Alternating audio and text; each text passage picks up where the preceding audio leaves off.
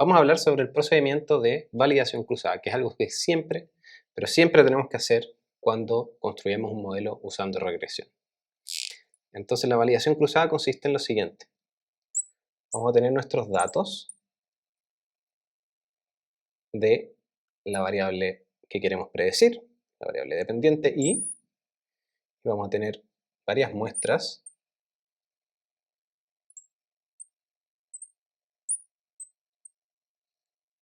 en este vector y también tenemos nuestros regresores, que puede consistir en una o más variables, para los cuales también tenemos muestras, ¿cierto? Entonces, la validación cruzada consiste en lo siguiente. En lugar de utilizar todos los datos para construir el modelo, para hacer la regresión, vamos a tomar un subconjunto que podríamos escoger al azar. Por ejemplo, estos datos que están acá, los datos del final y quizás unos pocos datos acá entre medio. Y todos estos datos los vamos a juntar y vamos a construir nuevos vectores más cortos y teta. Entonces esto es lo que vamos a usar para entrenar el modelo.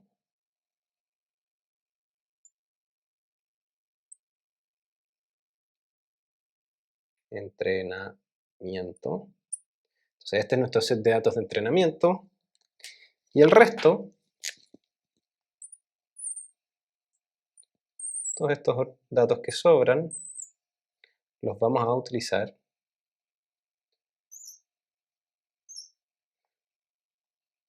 los vamos a apilar en estos otros vectores y los vamos a usar para validar nuestro set de datos de validación. Entonces vamos a hacer la regresión usando estos datos y vamos a calcular con el modelo que encontramos con estos datos que también podemos predecir estos otros datos que no tuvieron un rol en encontrar los coeficientes del modelo. ¿Okay? Y esto nos permite hacer lo siguiente. En el ejemplo que vimos del ajuste polinomial,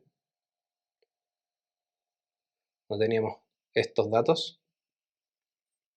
Vimos que dependiendo del grado del ajuste polinomial, tenemos distintos modelos. Este es el polinomio de grado 1, es una recta que estoy ajustando a estos datos. Y en este caso separé los datos de manera aleatoria en un conjunto de entrenamiento y un conjunto de validación. Los dos puntos celestes son los datos que usé para entrenar este modelo, para hacer la regresión. Y estoy calculando el error tanto con los puntos con el conjunto de datos de entrenamiento como los datos de validación. Y eso es lo que estoy graficando en este otro gráfico. Entonces tengo la curva azul, que es cuánto me alejo de los datos de entrenamiento, y la curva verde es cuánto me alejo de los datos de validación. ¿Okay? Y vean lo que pasa a medida que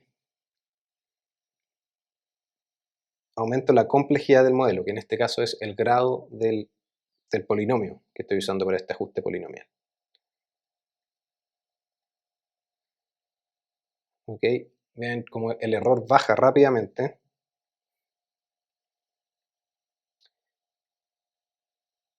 Y acá me encuentro con un error mínimo, un error de validación mínimo, pero sin embargo el error en el conjunto de datos de entrenamiento sigue bajando. Y acá esto es lo que se llama sobreajuste o overfitting.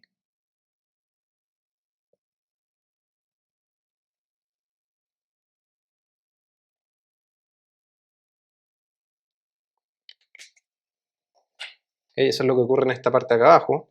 Vean lo que pasa cuando aumento la complejidad del modelo.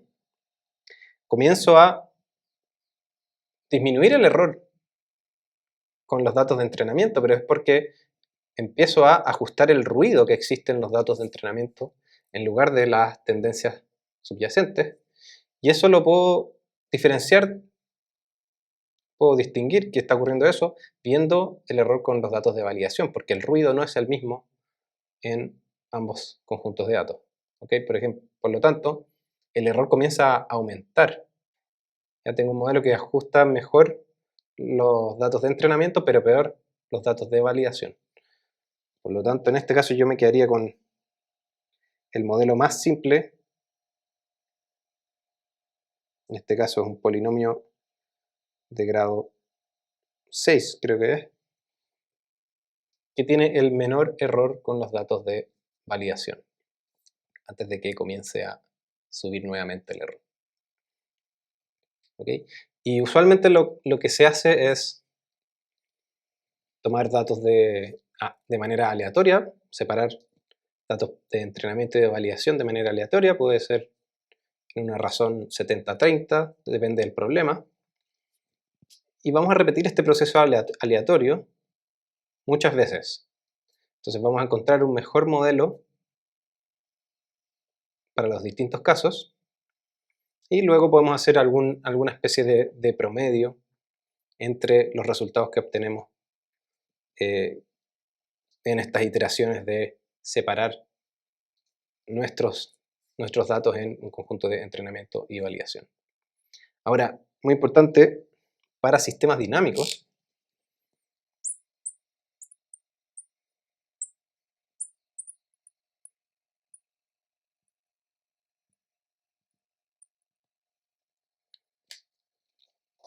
tenemos nuestros datos, nuestra variable dependiente es x punto, y tenemos nuestros regresores, que son funciones de la variable estado. Pero típicamente no queremos hacer este mismo procedimiento, que es lo que se recomienda generalmente para hacer una validación cruzada. ¿Por qué? Porque si somos capaces de predecir estos datos acá, con nuestro modelo para un sistema dinámico, es muy probable que también hagamos un buen trabajo para datos que corresponden a un tiempo anterior. Si es que nuestra secuencia de datos es una serie de tiempo. Entonces, los datos que están entre medio de datos posteriores corresponden a lugares por donde mi trayectoria ya pasó. Por lo tanto, si puedo reconstruir bien estos puntos al final, muy probablemente también puedo reconstruir estos puntos anteriores. Entonces, en ese caso, lo que queremos hacer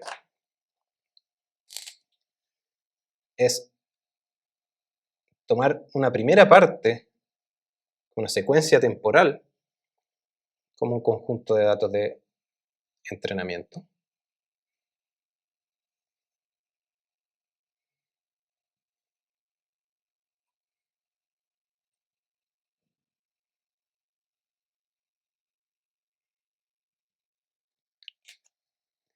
E intentar aprender un modelo con esta primera parte de la serie de tiempo para predecir, para extrapolar al futuro. Entonces, a partir de una primera parte de la serie de tiempo queremos predecir lo que sigue. Si logramos hacer eso, efectivamente aprendimos la ecuación diferencial que gobierna la secuencia de mediciones.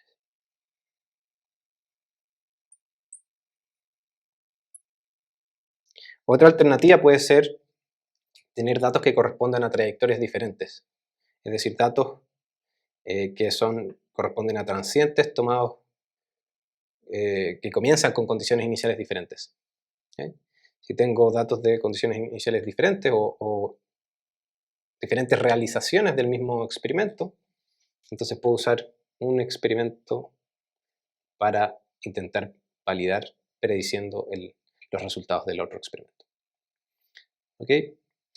Esto es muy importante siempre realizarlo cuando construyamos modelos vía regresión. De hecho, existe un mantra famoso que dice que si yo no hago validación cruzada, yo ser tonto. Así que siempre hagan validación cruzada, porque no podemos confiar en un modelo que está sobreajustado. ¿Ok? Gracias.